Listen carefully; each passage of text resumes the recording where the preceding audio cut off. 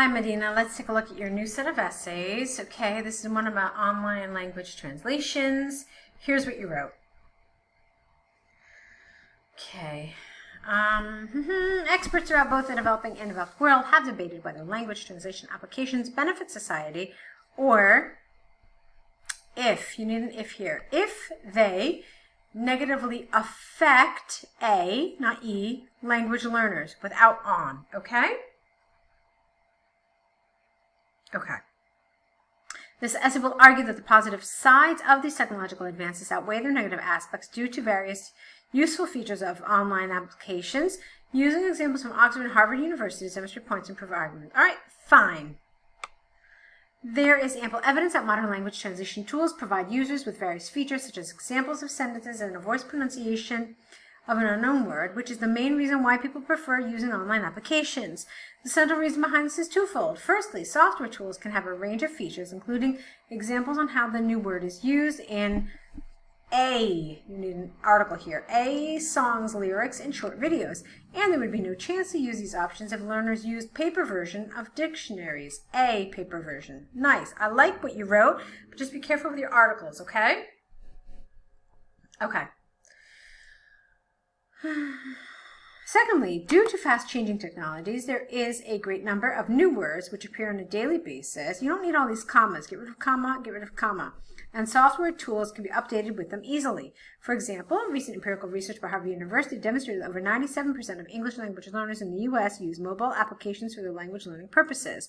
It must not be forgotten that although most students are prohibited to use mobile devices during exams, most people will agree that it is more convenient, careful with your spelling, to use language translation software instead of using heavy paper dictionaries due to aforementioned reasons. Therefore, it is conclusively clear that language translation programs offer a tremendous amount of useful features which largely benefit people. All right, I like all of this. This is all really well supported. It's well developed. So far, so good. Okay, despite, all right, careful the way you're using despite. Despite has very, very specific grammar, so it's really important to use it correctly. So what you could have done instead is, despite the fact that, or you could have said, although online dictionaries have useful features, so pick one of these two ways to do this and then you'd be okay. The negative impact of these tools cannot be overstated. This is largely because humans, we don't really use human beings like this. You could have just said humans, S apostrophe, brains, S, do not memorize new words when they are translated using software applications. As a proof of this statement, Oxford University recently conducted a survey among college students, and the survey results showed that over 85% of English language learners agree that it is more effective for them to memorize words using dictionary books. This is largely because students are more focused on reading new words and understanding their meaning when they are presented on paper. Get rid of A. Thus, it is possible to state beyond doubt that online translation tools are not as efficient as paper dictionaries in terms of helping people to store foreign words in their brains. Okay.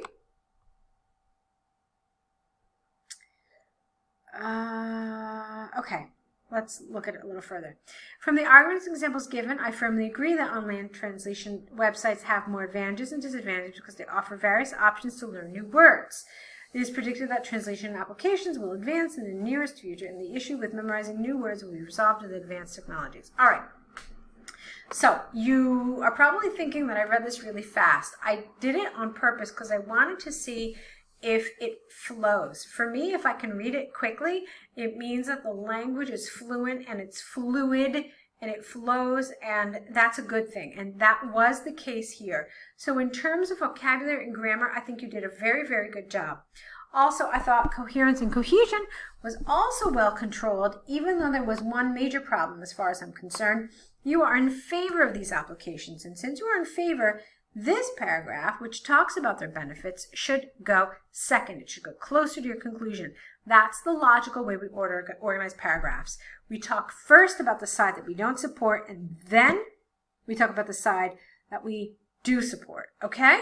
So reverse these two paragraphs. Now, let's talk about one problem that I saw here. We talked about benefits and disadvantages. You talked about a couple of different benefits here. Basically, you you talked about two things. You talked about how quickly this software can be updated.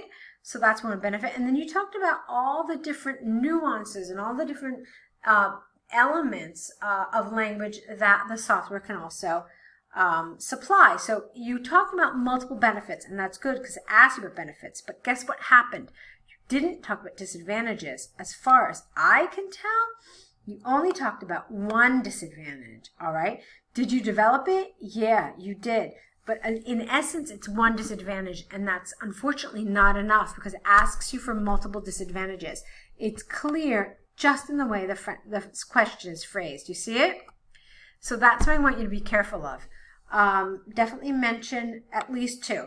Two is actually enough. I don't want to say at least two. Mention two, but make sure you develop them adequately. Okay? It was a nice essay, but again, it's an essay that needed a couple of changes. Okay? Let's take a look now at your cover letter. Dear Sir or Madam, not Madame, just get rid of that E. I'm writing to express my interest in applying for the software tester position in ABC Software Company, and in this letter I would like to provide some details about myself. Lovely. I'm highly interested in getting this job because I want to work on the distance learning platform your company is currently developing. One of my former colleagues currently works on this project, and I got fascinated to be involved in this project as well. All right, there are a couple of things I don't really love about this paragraph. First of all, the word I want. It's just too informal. In a formal letter like this, we need to use formal language. So instead of I want, we need to say things like I would like. Okay? Or I am interested in. You already said interested in, so forget that. So I am highly interested in getting this job because I would like to work on the distance learning platform your company is currently developing. I don't really like I got fascinated to be involved. It's awkward and it just doesn't sound natural. So I became very excited about being involved, okay? Or I became very excited about the prospect of being involved. That would be great too. All right, let's move on. Okay, at this moment, I work as a software quality assurance engineer in one of the local IT companies, and I would like to mention that I have 5 years experience in mobile applications testing. Moreover, I would like to add that I have a bachelor's degree in computer science. I have A here in computer science from Worcester Institute of Technology. Okay. It should be noted that I am a highly enthusiastic person with a strong desire to devote my future career to developing distance learning solutions. My interest in developing, why do you keep saying distance learning solutions, distance learning solutions? Try to use some cohesion here. So let's try it again. My interest in developing these solutions started, not has started, during my university studies, and I had an internship, and how about this? When I had an internship in Learning for All Software Company, where I worked on a similar project. Now, this is both cohesion and it's higher level grammar because you're using when instead of and. Considering the aforementioned, I strongly believe, careful with your spelling, that I will be a valuable team player in your company. Please find my CV attached to this cover letter. If any information is required, please do not hesitate to contact me via personal email address. Yours faithfully. All right, it's fine. It's good. And just those things that I mentioned before that you need to work on a little bit. Other than that, it's a lovely email. You certainly covered all the things. One of the hardest things for most people is this one, energy and enthusiasm.